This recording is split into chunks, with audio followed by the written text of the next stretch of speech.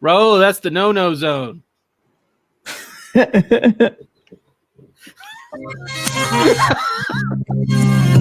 Welcome back. You're listening to You're watching the Nerdcore podcast, the podcast reviews and movies and talks that nerd shit, episode 337, and it is your welcome back to the Saturday morning reviews. It's been a while, right?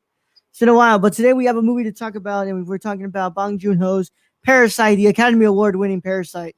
Here with the Nerd Chicano, as always, the host of the show, alongside my wonderful co-host, Young Yoda. Sup, everybody. Welcome to the show. I hate that I just started realizing that even though I have you muted on this, it doesn't mute you on the StreamYard. So I thought I heard what happened last live show. You're like, we're actually live? Are we actually live? Like, assholes, bro. Assholes. Start the show, Raul. Start it. What's going to happen now? Why is it taking so long? Now that I know what's going on, I'm just gonna have to pull all of you out, and now I'm gonna put you guys back in. Ooh, we love when you pull out, Raul. How are you doing today, bro? Oh, it's Thursday. It's a good day to podcast. And I don't know if any Patreon members are here listening to this, but if you are, thank you. Thank you if you are. Like I said, this is available, I believe, 2 days. This one's going to be available for 2 days. I mean, I've been having fun being on Twitch. We actually get a few viewers here and there, like random ones, especially ones that come in at the very end and just ask us like all these random ass questions, right? I liked Eden 956 on. That was some good questions. I mean, the time zone one was kind of difficult because we were sitting there trying to do math on our fingers and toes. Like, 7 o'clock. I don't fucking know. Yeah. It's like, you're hitting us with the good questions, man. If only those were for the live show. Those are easier to manage. But, yeah, man, I mean, it's a good day to podcast, indeed. Getting to talk about a pretty damn good movie that we're doing here. And, yeah, man, I watched man, I really wish you would have watched this film, bro. It was the Grand Jury Prize winner at South by Southwest. It was on Amazon Prime. It's a 15-minute short film called No Crying at the Dinner Table. Probably one of the greatest short documentaries I've ever. Dude, I'll say one of the best films ever. Incredible movie for 15 minutes. 15 minutes ain't long. That's for sure. I am currently watching The Prestige right now. The Prestige. Oh, the Nolan movie. Nice. You are really watching a lot of stuff. It really kind of fascinates me that you're watching all this stuff. I mean, this is on Cinemax. I'm losing it in like 3 days, so I gotta hurry up. Which is the other one? Do you watch The Thing? I gotta watch The Thing too at some point. Yeah, it's amazing. That's what I was gonna say. I'm gonna take advantage of the 30-day network before it expires. Before it expires on you. No, it didn't happen. You know, I've heard great things about The Prestige, and it is actually a very fabulous movie so far. And it had David Bowie in it. Go figure. Yep. Yeah, the movie isn't available on Prime anymore. It was part of the South by Southwest 2020 festival and stuff. And I literally watched it in the final hour. It was up, and amazing movie, but directed by Carol Nguyen. I don't know how to say that. Nguyen. I think it's just Win. Win? Okay. I think it's Win. Karen Nguyen. Amazing film. I think it's probably one of the greatest. It's a little bit less comedic than The Farewell, but it's an incredible piece of art that I think that if I wasn't sitting right next to my mother watching it, I think I would have cried my ass off because it was an incredible documentary. And you guys should go check it out when it becomes available everywhere. I hope I hope they're able to pick it up because that was amazing. Put it up on YouTube or something. Even though I have my fight with YouTube right now. I hate YouTube right now. Why you hate YouTube?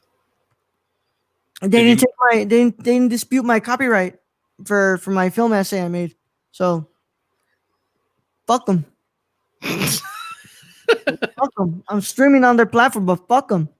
I mean, we hustlers. We gotta hustle. Yeah. Hey, that's how it shows you. I'm no skill, bro. I mean, we follow after our friend Shane. You know, you just gotta get it any way you can. Exactly. Get it any way you can, man. Yeah, I am loving the streaming on both sides on Twitch and YouTube. It's great, and you get some the fun. comments over here, and it's great. We can all read them, and then we can all just plop the comments on there, have a good laugh. By the way, for video watchers, I love our my name this time. RaulAmendoza.com. Listen to the sign. Oh, damn it. Well, listen to the cinema condition. I mean, you can kick me off and then they can read it, I'm sure. Oh, really? Can? Oh, yeah, they can. Yeah, see? Yeah. You're welcome. Yeah. I just put my website for my portfolio and everything. That's too long.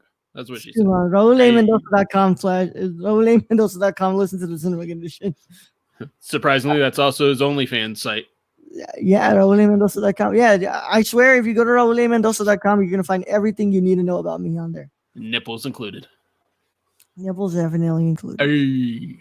All right, man, let's go ahead and get into this because I've been wanting to talk about this film for a while. You finally got the chance to watch it. I watched it twice now. And for those of you who are not aware and you want to watch Parasite, watch Parasite on Hulu. And it's up on there now. Or just go buy it. Or buy go buy like a normal person. Wait for the Criterion Collection release that's going to come. And you can get that one, which is what I should have done instead of buying it the day it won Best Picture.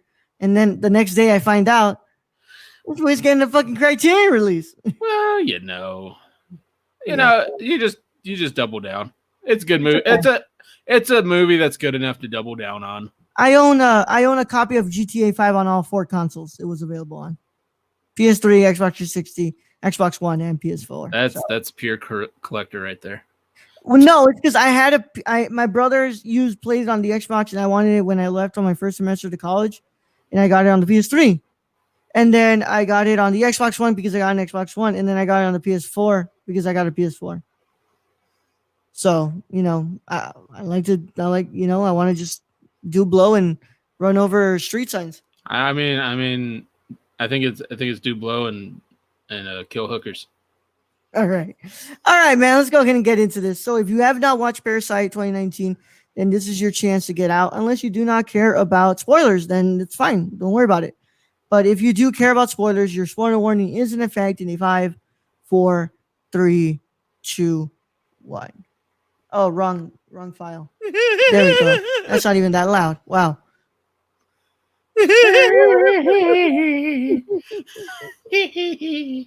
Yes. All right. Who's tickling the chipmunks? All right, man. Let's go ahead and do this from the wonderful source known as Wikipedia. I'm not going to pronounce this in Korean. I don't know how to say it. Oh, come on. Give a shot. No. No. You will not bait me. Not like Eric has baited you. Parasite is a 2019 South Korean drama film directed by Bong Joon-ho and who also co-wrote the screenplay with Han Ji-won.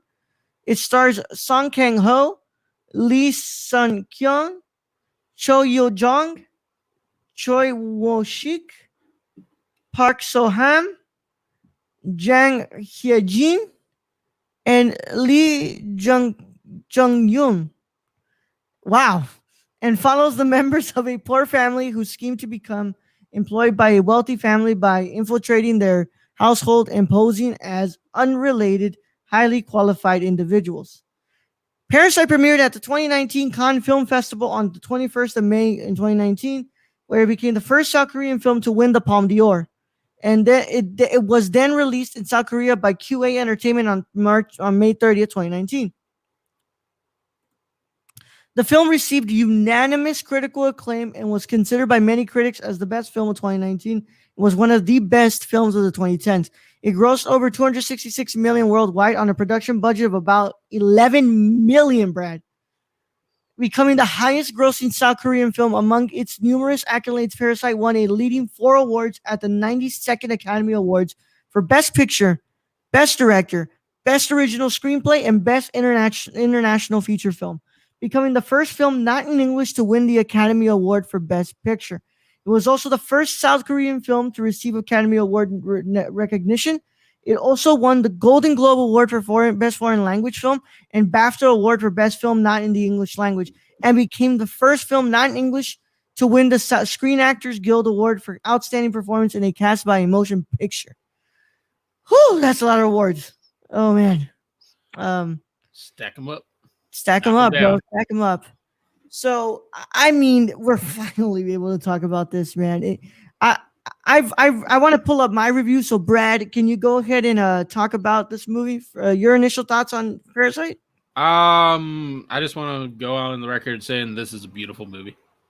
Like the cinematography in this thing is spectacular. It's probably one of the best films I've seen, up there with The Farewell. Yeah. But it's just amazing how like the colors pop. Like when you're first introduced to the house where the rich family lives and needs tutors, just the luscious green grass, the lighting, everything. This movie is just beautiful in pretty much every kind of form. Yeah. The acting is spectacular. I love Song Kang-ho. He outdoes himself again. I remember him from Snowpiercer where he was great. This is double. This is above and beyond what he did in Snowpiercer. Yeah. The rest of the cast, amazing.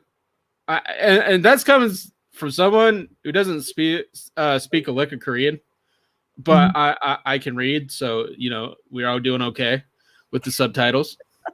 Don't be scared. Don't be scared. And that's what I really feel like is I think once people get past the subtitles, they'll find a very genuine, great film that is probably one of the best released in probably the last decade. 100%, man. I want to read a little bit of my review that I posted on the site when I watched this film. It's still on the site. You can go find it. It's titled Parasite, the anxiety-inducing masterpiece from Bong Joon-ho that delivers on all cylinders. I want to read these last two parts here that I wrote. Bong Joon-ho's Parasite is a tour de force of a film and is one that weeks after watching is still lingering throughout my head. There has been a small amount of movies this year that have done the same, like The Farewell, The Lighthouse, and Honey Boy. The film is masterfully crafted by the cast and crew throughout its runtime of 2 hours and 12 minutes. The story grips you and absolutely never lets you go, even after its incredibly executed climax that left me speechless. The theme of classism is profoundly present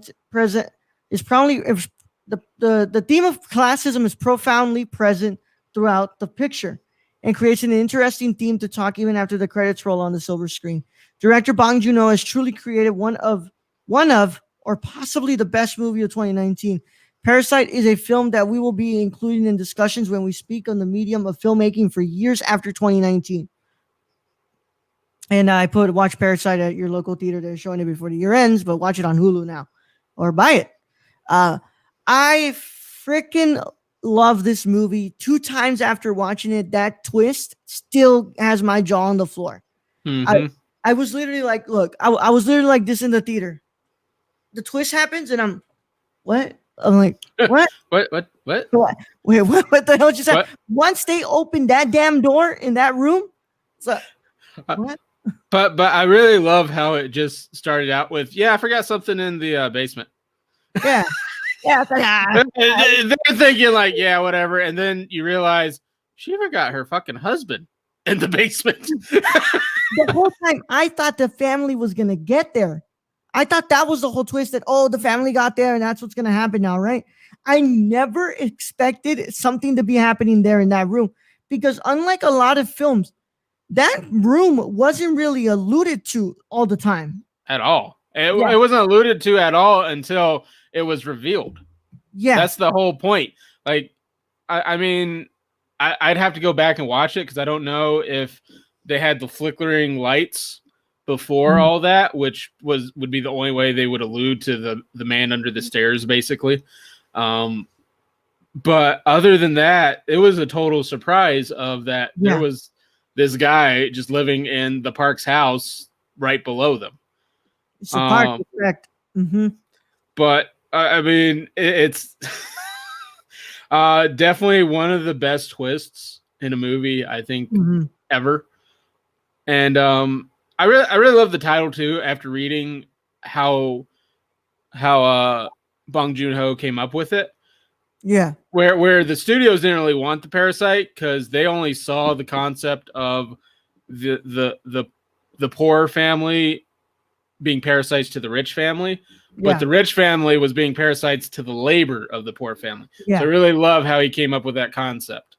Yeah, it's this relationship of what's it called? One sucking out the labor of the poor family while the poor family is trying to suck out, you know, the riches of the rich family. It's this weird relationship in which, and also the other relationship in this film is the way that the lower class is pitted against each other by the higher class. You know, those two families having to fight with each other. What's it called? The lady with the husband at in the underground basement. And while the other one is like, you know, they call each other, she calls her sis and everything. And he's like, don't call me sis. You know, they kind of have to be pit against each other in a way. Yeah, which is kind of like real life when you have basically a lower middle class pitted against the lower class when you're going, oh, we're raising the minimum wage to $12, and the lower middle class is going, well, what about our wages? And it's just like, you not see the fucking billionaires up there just laughing at all of us? Yeah, they're just like, yeah, you guys are, Y'all worry about money. We're burning it. Yeah, exactly. And they kind of turn the lower class against each other. And then, you know, it's just a constant war between those two while the other ones just kind of keep on leeching off the labor of the lower class. Well, and just the way how even the upper class, so the Park family, doesn't even realize how they're talking down to the Kim family. I believe it's the Kim family, right? Yeah. The Kim family just they don't even realize it. I mean, I don't think they've been part of real society in forever. They've been kind of living in their bubble made of money for so long that they don't even realize how they act, what they say, how they're affecting other people. I don't even think it hits their brain any when they say, oh yeah, Mr. Kim smells. It's like, that's rude. Yeah. That's rude. And y'all don't even know that the streets just flooded their house. The sewage just pumped up. They had to live in a fucking like hostile area for the whole night. And he just got some random clothes on so he could drive your asses around because he wanted to throw a fucking party right after all this. Or like the comment about like, oh, it's so beautiful after it rained, while like a whole freaking population just had their homes destroyed and they have no home to live in, and their places just got flooded while you're over here celebrating that your plants got your $1,000 plants that you just paid to put there that just got watered, and it's crazy. Well, and I really like how they show just how, I don't want to say dumb, but they were the rich family was very trusting. You know, they didn't really check credentials on who was watching their kids. You had one probably in a relationship with the underage girl. Yeah. So that was kind of weird, but you know. Yeah. Well, because I feel that the Park family thinks that they are safe, that they're somewhat safe from everything because of their status, that they think that nothing can happen to them, that they are kind of immune to the problems of the real working class. Yeah, until you take a tomahawk to the fucking chest. Yep, until you get a tomahawk to the chest, bro. Yep. But it really just shows the whole stress of it all and how the Kim family eventually they just break. And Song Kang-ho, his character, Mr. Kim, takes out Mr. Park. And I don't even think he realized what he was doing at the time. I think he just exploded. He had been holding it all in. He had been fucking basically sleeping under a table while the Parks talked total shit on them the whole night. And it just got to the point where he's tired. His house flooded. And he just drove around this woman to the grocery store who's talking to all her friends about a party. And it just broke him. He just snapped. And I think he realized what he did. And I think he really did feel guilty about doing it. But at the same time, he didn't want to go to fucking prison. And so that was another great twist. Is like, well, where'd he go? And then they show you where he just scoots right back in the garage, right in the house, and down to the basement he goes. the ending, there isn't, the ending is, the attack and everything. The epilogue, though, the epilogue to me is probably one of the most beautifully emotionally crafted parts of the movie. That ending just hits me because he's like, I'm gonna go to school, I'm gonna work my ass off to somewhat get up to that level of the Park family so I can buy that house and you can get out. And it's showing that he's getting out. And he goes, but until then, stay safe and whatever, right? And it's like, wow, like, God, what a gut punch, man. But Because, and also it leaves you sitting there on going, does this actually happen? It's another one of exactly. those movies. Does the ending really happen? Because he just got skull bashed twice by a giant rock. So, and it just went through brain surgery. So it's kind of hard to tell. Can he get to that level, or is he just making stuff up in his mind? Yeah. And him telling about, like, what's it called? Like when he's like, oh, what's the next plan? And it's like, there is no plan. Like sometimes our lives get screwed over and we don't have the answers to It's fix basic. everything. It's basically the law. Anytime you make a plan, that plan really never comes into fruition. Yeah. What Where can go wrong will go wrong, man. I mean, that's why you just got to learn to wing it. Excuse me. Yeah. Yeah. Song Kang Ho, amazing performances throughout the whole film. He is, excuse me, don't want to burp into the microphone. He's incredible. He's incredible in this film. I love him. I think that it's crazy. I've seen him in Sympathy for Mr. Vengeance. I've seen him in this film, Snowpiercer, and I'm gonna watch the other ones from Bong on Hulu. And God, he's an incredible actor. It is absolutely, it was a miracle this film even got, all the nominations it got. But I think Song Kang Ho should have been, nominated for Best Supporting Actor. Well, and it's not even the dialogue with Song Kang Ho. It's just His body. his body language, his facial expressions, just his overall being. And we kind of got that in Snowpiercer too, because he didn't have much of a speaking part in Snowpiercer either. So it's just his overall being in films that just you can't take your eyes off him. Yeah, so it's this movie that's like cinematography, special effects, just the whole look of the film to me is incredible. And I love how Bong also includes humor in the film because he does write some very witty dialogue and just. I mean, if he didn't include humor in these films, even like Snowpiercer had a few frames of humor, it would be way too dark. This film would be seriously dark. Yeah. And it's incredible because I thought this was going to be one of those films of yours where you're like, loved it, but none of these characters were redeemable. Because I'm like, I think the Kim family is redeemable. I mean, I think it's way different in this, in that this family, I always bring up Morris Perros because I can't stand those fucking characters. Those characters, to me, keep choosing to do wrong things, to do bad things, to not try and better themselves in life. They keep continuing on a downward spiral, and where they eventually end up in a bad place. The Kim family, to me, it's just like they've been held down by society. I mean, they work, they put together pizza boxes because that's all the work they could find. The one kid wants to go to college. He wants to get a job, but they seem to just be stuck in this area where they can't get ahead. Yeah. Just everything seems to be against the Kim family. Everything happens that keeps bringing them down.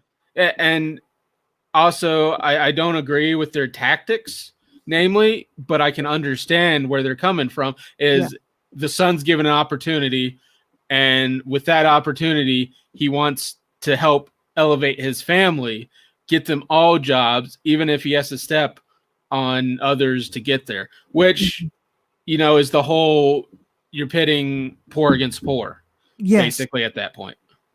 And it's basically kind of just kind of throwing it out there like this is the way that the world has put us against each other. This is what happens when the elite class has all the power in the country, and what happens when the lower classes are kind of have to struggle for work, and they both kind of have to fight against each other. And it's incredible the way that Bong really creates that narrative and really puts it out there. Because I think I've seen so many films where classism is a big part of it. Sometimes it really feels like it's really hitting you over the head with the with the idea and the theme of the film. In this one, it's like it's presented to you. You have to make your analysis on it. It's not like this is about class. This is about class because I think at the very core of this movie, it's a family drama. It's a drama about a family who's just trying to get by, with the situation they have at hand.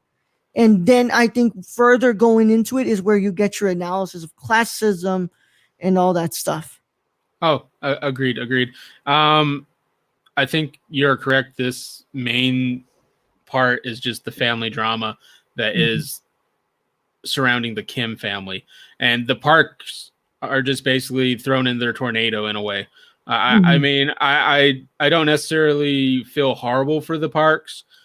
I do feel slightly bad because I think they were very ignorant on just how they live and act, because they live in a lifestyle that creates this bubble for them. Yeah. That they don't understand the world that's falling apart around them. They didn't even know, like, most of looked like Korea was flooding as they're on top of their hill. They don't understand that because they're in their house safe and sound.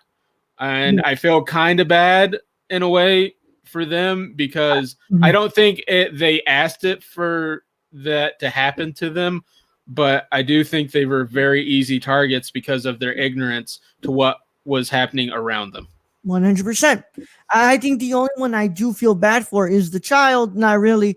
I don't really feel bad for Mr. and Mrs. Park. The girl. Yeah, the girl's another thing. Like, just her going after these dudes who are like. I mean, which she. How old was she? 16. 16. She was like about to go to college, I think. Yeah. So I mean, they're in the age where they want to have a boyfriend, they want to go, and it just so happened, it just was weird because the two males she was going for were already in college. Yeah, college age. A lot of that has to go to the dudes too. Like, why are you pursuing a 16-year-old girl? Like, Yeah. So that's a whole separate issue that I don't think really needs to be covered in this, because it's not a major part of the story. It is a part of the story. I feel bad for her in a sense because of just her. She's growing up. The only people I do feel bad for are the children, because they're kind of growing. They've been grown up in this bubble. Like, and then they lose their father at the end. Yes, they lose their father at the end. Whereas Mr. and Mrs. Park have created that bubble instead, and have not taught their kids about the real world. Which that could be saying for anyone actually, because you all get used to your own kind of area, your own kind of bubble, and you don't realize there's different cultures out there. There's different ways of living, and you end up either making a mockery of that, stepping on it, and I do think that parents need to take more charge and get their kids more exposed that there's other things out there than just what's in our house. Yep. And I think that there's a better way of doing that than sending them on church retreats, which is basically like a form of colonialism now, and throwing them into poverty and showing like this is the world. I think that there's other ways of showing them that stuff, and I think that it's there's like a lot of families out there that are very well off. But their children know, like, oh, life is worse. I could have a worse life. I may not understand what that life is, but I know what it is. It's like not being able to bring a dinner to the house, having to possibly sacrifice school for work and stuff like that. Yeah. So it's incredible the way that Bong really brings up those conversations in the movie, and really how this film just really infiltrated the American cinema and really created something incredible. Like, everybody was watching Parasite. And I think that has a lot to do with that this film never loses pace. Because you know how Americans are. We're like, We're ADHD up in here. So Yeah. this movie keeps you tuned in, and it keeps it going. There is really no slow point in this film. Yeah. There really isn't a part where I say like, oh, the movie stopped to take a break here. Like this really wasn't needed in the movie. Like it just constantly keeps going and going and going and going. And I think that's a lot to say about South Korean films. Mm-hmm. Because of all the South Korean movies I watched from Park Chan-wook and Bong Joon-ho, and now I'm gonna start getting into can't remember his name, but he did a Peppermint Candy and On the Beach at Night Alone. They just constantly keep going, like it does not stop. And it at one point you're also like, holy shit, let me breathe here, man. Like let it simmer down. But at the same time, it's like, if I even stop, I'm sacrificing the plot. Yeah. And that's just so many twists and turns in this movie. It just makes it an excellent watch. It is definitely a drama. It's a thriller. And it even, to me, is somewhat of a horror movie. I think so too. And I think that Bong Joon-ho could easily make probably one really interesting horror movie if he wanted to. I know that The Host is kind of like horror-ish, but it's like, I think you could go like full-fledged horror. Because a lot of people, when they were hearing about Parasite, they were like, it sounds like a horror movie. Like I know Amanda Dingman watched it. She was like, oh, I thought it was going to be like a horror movie because of a Parasite. And I'm like, no. Like it's not a horror movie. It's a drama. It's a thriller. But it really does kind of work as a horror movie because you're constantly when that twist happens, you're constantly in the back. You're like, holy shit, like, is the family about to get here? Like, are they literally about to get here? Walking. Well, yeah, and you're just waiting for them to get caught because, like, we're 8 minutes away. Like, we didn't want to go camping because our boy's a little bitch, and he's scared of the lightning. He needs one of them thunder jackets. Yeah.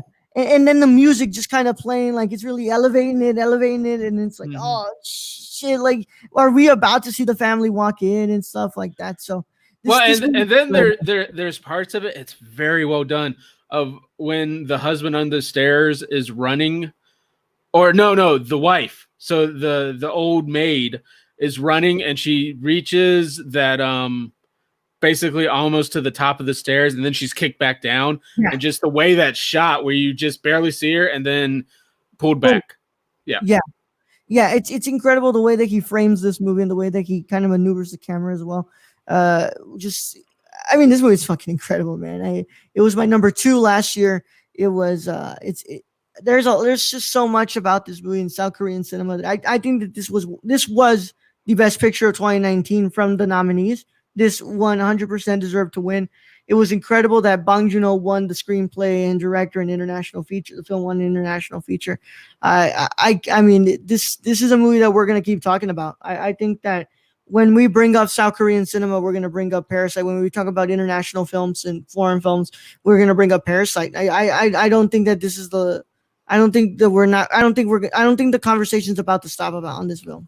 No, I believe this 20 years from now is going to be seen as a classic, and definitely put South Korean cinema on the map, other than maybe Train to Busan, which I still think is fantastic, but even I can say Train to Busan is not as great as Parasite. Yeah. But that's another one, man. Train to Busan never stops. No, and it's funny. It's like this has the perfect ending, and then Train to Busan also has the perfect ending. Train to Busan is just, that ending is just mind blowing. Yeah, so many people, so many filmmakers. It feels like to me, it's like they don't know how to wrap up the film, and these South Korean filmmakers just make it look so easy. Yeah. So that's our review, man. I gave it a 10 out of 10 last year. I still believe it deserves a 10 out of 10. I watched it twice. I cannot find anything to say wrong about it. It ties with me, The Farewell, and I say that I think it would honestly beat The Farewell if The Farewell didn't touch so many freaking emotions.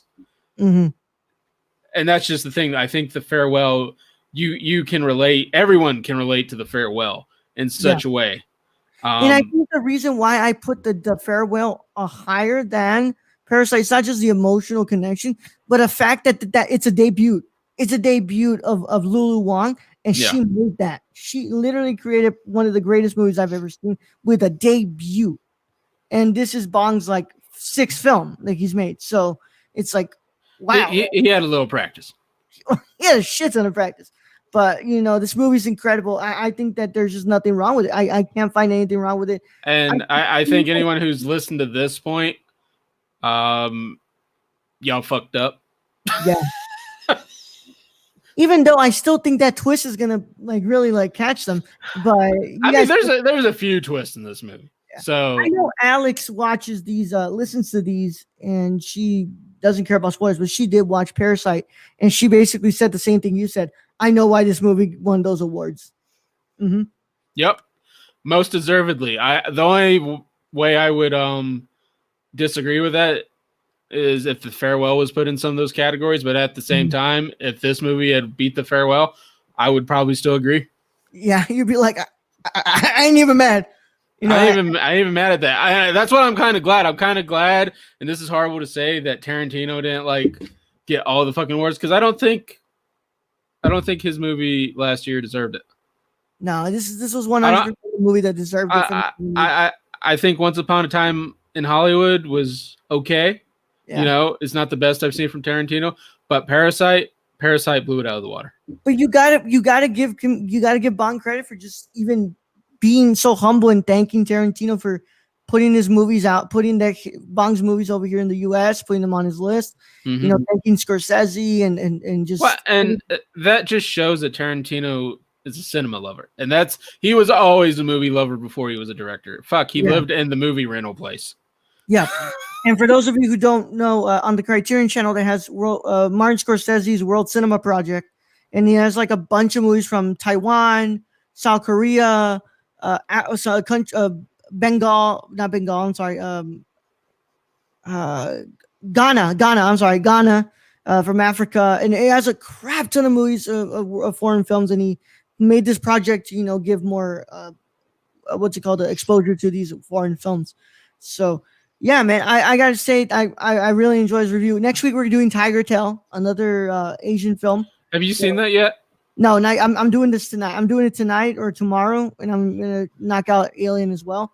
And I've been getting distracted by a lot of things. I started doing a puzzle, and I got distracted by that.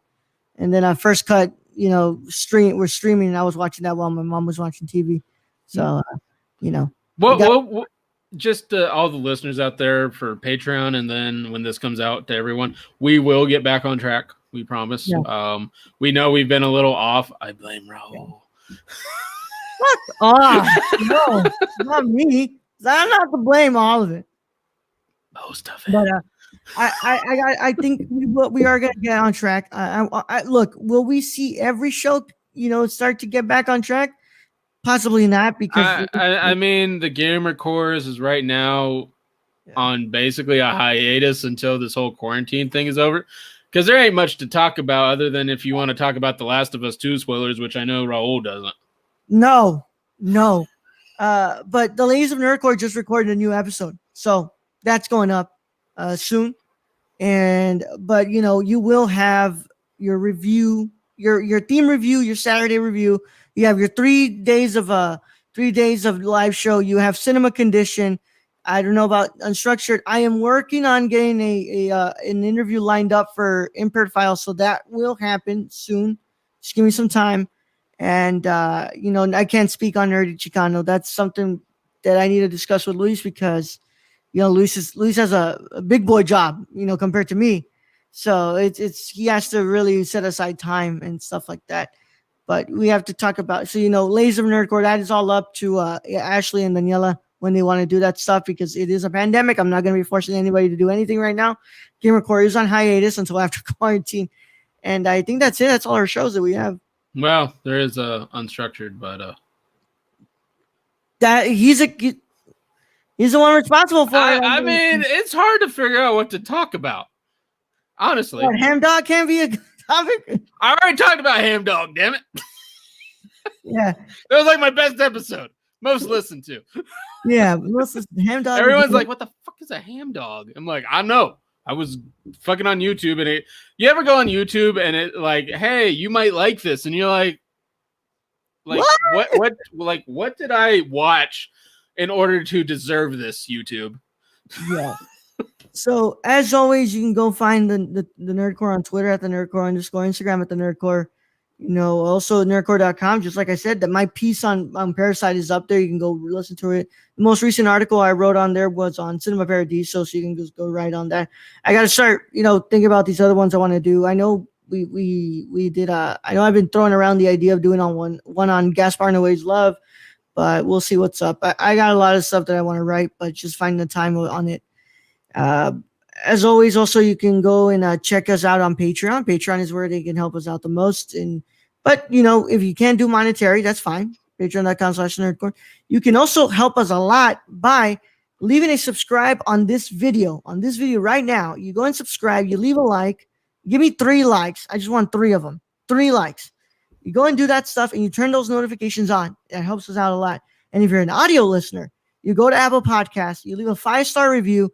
And you help us get more exposure by that way. So that way we can get to the requirement of reviews.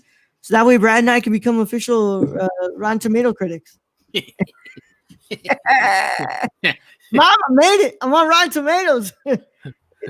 Dear Stupid Venom sequel. Title horrible. Fuck you. Fuck you. Yeah. We want to thank our Patreon producers, the associate level, Cassie and Sarah. Thank you so much for what you do for us, and especially continuing your support throughout a pandemic. It helps us out a lot. Executive producers, we got Grayson Barker 98 on Instagram, Warlord Hitman, Warlord1Bar on Twitter. Thank you, Grayson, for being the first of our producers, and thank you so much for all that wonderful stuff, dude. You do a great job for us here, and we really do thank all your support. Shane, where can you find Shane? You can follow our friend Shane at twitch.tv/SWRWK or on Twitter at SWRWK Twitch. All right. You can also check out our other Patreon producers. The executive tier is Bryce at BrownRice1996. And then our Tony, Real Nerdy Dad, which we needed to do our good old-fashioned orgy review. I need to talk to him about that. Because I know we were waiting to hear from Amanda and Suswana, but that's not going to happen. They're too busy. So we got to do a good old fashioned orgy, and then we got to do Earth Girls Are Easy. But without further ado, it's been a really fun time being able to entertain you all on this wonderful Saturday morning, or for Patreons live, it was on a Thursday night. I hope everybody's having a wonderful time, and I hope everybody's enjoying the movies you've been watching right now during quarantine. Go stream Parasite on Hulu. It is up on there. Stream Portrait of a Lady on Fire. That's another great one on Hulu. Incredible French film. And, just go and do all that wonderful stuff, man, for us. So, without further ado, it's been a wonderful time. This has been Nerd Chicano. I'm signing off. Brad, send him in. Send him away. All right, Ro. Thank you for being the host as always. Thank you to all our listeners out there, all our Patreon supporters. We appreciate each and every one of you. And I guess just to end this episode, I'm just going to say I'm going back to binge Cinemax for another 4 days. Young Yoda out.